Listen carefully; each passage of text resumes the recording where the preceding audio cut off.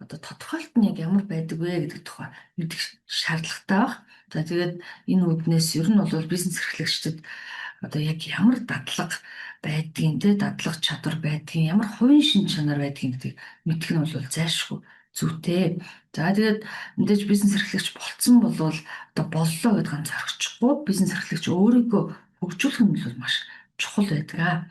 За тэгэхээр бизнес гэж юу вэ гэж хэдүүлээ тодорхойлтыг үзье. За энэ дэр бол юу гэж томьёолж байна гэхээр ашиг олох зорилгоор хуулийн хүрээнд үйлдвэрлэл үйлчилгээг бий болгож хэрэглэгчдэд хүргэх бүтээлч үйл ажиллагаа юм аа гэж.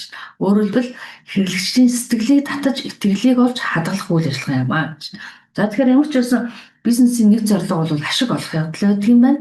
За нөгөө тал нь бол хуулийн хүрээнд за үйлдвэрлэл үйлчлэгээ бий болгоно гэж тийм. Тэгэхээр бизнес гэдэг бол ерөнхийдөө хоёр төрөл байдаг. Нэг нь бол үйлдвэрлэл, за нэг нь бол үйлчлэгээ.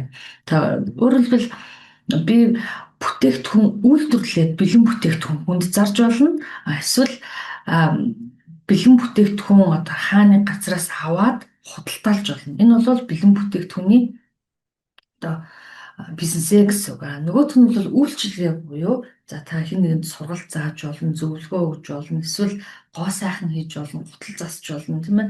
Энэ болгон бол үйлчлэгээнд хамаарагдаж байгаамаа.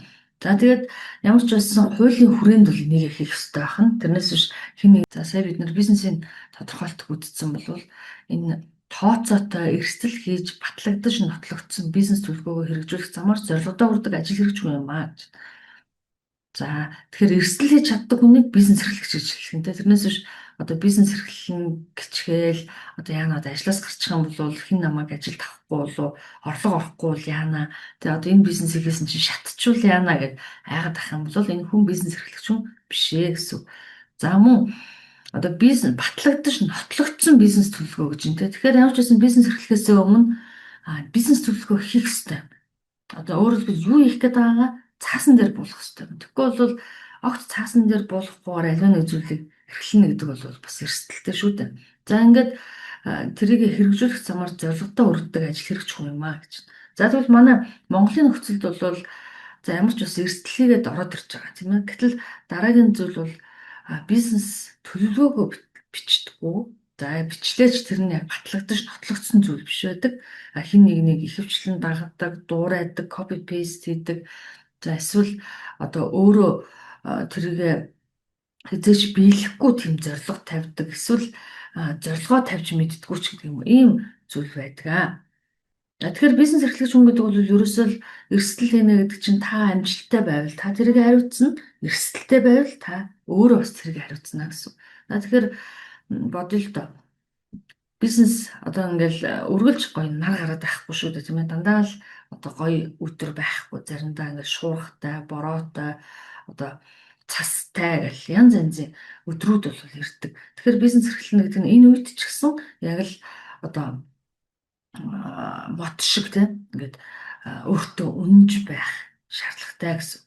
За тэгээд ямар ч байсан одоо гаднаас ирж байгаа ямар нэгэн дарамт шахалтыг өөр дээр бас хүлээн авахыг бас шаардна. За хуучин ажилтан байхад бол одоо ямар нэгэн асуудал ирэхэд хэн нэгний ард нуугдаа те дарга мэднэ гэд ингээд явдаг байсан бол бизнес эрхлэгч хүн тэр болгоныг өөрөө л шийднэ. Тэ танд магадгүй ах дүү чинь, эхнэр чинь, нөхөр чинь эсвэл хэн нэгэн одоо мундаг ухаантай зөвлөх бол танд туслахгүй. Түнчраас нэг өөрөө хариуцна гэсэн. За тэгээд мэдээж бизнес хийнэ гэдэг чинь нэг талаар бол бас эрхчлөөтэй. За дуртай үедээ ажлаа орхиод ийш тийшээ явчих болно. За мөн бас цаг наргүй тийм ээ та ажлын цаг гэдэг амралтын цаг гэж бас баг байхгүй. За тэгэхээр саяхан бид нар нэг худалдаа эрхлэгчд сургалт хийж байлаа л та. Тэгээд миний таньдаг охин ярьж байгаа. Би одоо хуучин банкнд ажиллаж байхад ямар сайхан эрхчлөөтэй байсан бэ те. Тогтмол ажиллаа хийгээл хагас амтнаас амарчдаг. Тэгсэн чинь одоо дэлгүүр ажилласан чинь уул нь бол өөрөө бодохдоо хүүхдээ ингээд хажуудаа аваад одоо хичээл номыг нь хийлгээд тэгээ сайхан хоолунд үр хөвгтгэр орондоо цагаа зарцуулаад ингээд байна гэж бодсон чинь хүүе энэ бизнес чинь завгүй юм биш дээ гэдэлж байгаа байхгүй. Яагаад завгүй гэсэн чинь ерөөсөө баг шээгч завгүй те өглөө ингээл 7 өнгөрөөгөл дэлгүүр онгойн хүн амьд орж ирсээр юу гоё ном унш суух тэгээ юу гоё хүүхдийн хичээл номыг хийлгэх Ингээд өстой гэртээ ч бараг анхаарал тавьж чадахгүй. Ингээл орой 7:30-аас орой 12 цаг хүртэл ингээд бараг л гэртээ унтах гэж л орж ин доо. Ингэж ярьж байгаа. Тэгэхээр үнэхээр тийм бизнес эрхлэгч гэдэг бол маш завгүй. За дээрэс нь мэдээж бизнесийг өөрөөсөө мөнгө гаргаад хийсэн ховор байдаг тийм ээ. Хин нэгнээс зээл авсан байдаг. За тэгээд тэр зээлээ төлөхийн тулд бас асар их хөдөлмөрлөдөг. Тэгээ энэ зүйлүүдийг бас ойлгох хэрэгтэй гэсэн. За тэгээд мэдээж их хөдөлмөр шаардна. За сэтгэл ханамж, амжилт тэгээ бүх юм чинь л танд өөртөж ирнэ. За заримдаа бүр нуруугаа ахуулсан хүмүүс байдаг. Тэгээ манай нэг олон жилд харилцдаг нэг бизнес ярьж байгаа юм. 20 жил энэ оюутлын салбарт хийлээ те. Одоо ингээд тухайн үедээ мандаал хамаг шагналыг авчил. Одоо бол үнэндээ тэгээ одоо тэр хүн ажилуулна тэрнээсээ одоо цалин олгоно дахиад ингээд заан сургана гэхээс үнэндээ залах чинь одоо би ерөөсөө бизнесээ боллоо гэж юм та. Тэгэхээр зарим хүмүүсийн хувьд нь бизнес хийнэ гэдэг бол хац жаргал биш те. Заримдаа ингээд олон хүнийг одоо цалинжуулаад зээл төлөөд ингээд илүү ингээд дарамттай юм шиг тийм мэдрэмжийг бас төрүүлдэг. Тэгэхээр өөрөөр хэлбэл амжилтыг ч хариуцсан, эрсдлийг ч хариуцсан. Мэдээж юу амжилттай явж байгаа бизнесүүд зөндөө байна те. Одоо ингээл тогтмол ажил хэд байдгийг те. Одоо байгууллагаас цалин авдаг бол их ажиллах тусам их орлоготой болно. Тэг бага ажиллах юм бол та тэр хэмжээгээр бага орлоготой байна л гэсэн хардчихдаг. Тэгэхээр ер нь бол бизнес жижиг байхад бол асуудал бага байдаг. За том болоод ирэхээр асуудал улам томрон. Тэгэхээр бид нар асуудал жижиг үед ер нь яг бизнес эрхлэх үедээ те би яг бизнес эрхлэгч хүн мөн үү би яг үнэхээр яг бэлэн байна уу гэдгийг өөрөөсөө асуух хэрэгтэй. За ер нь бол бизнес эрхлэхэд заавал одоо өөр дээрээ яг энэ татлах чадвар надад яг байна уугүй тий надад яг энэ хувийн шин чанар байна уугүй гэдгийг эхлээд бодох хэрэгтэй. Тэгэхээр ямар татлах чадвар вэ гэхээр хамгийн нэгдүгürt техникийн татлах чадвар буюу одоо тэр хийж байгаа зүйлд та хэр зэрэг туршлагатай вэ тэр талаар яг сурсан уу гэдэг зүйл бол маш чухал.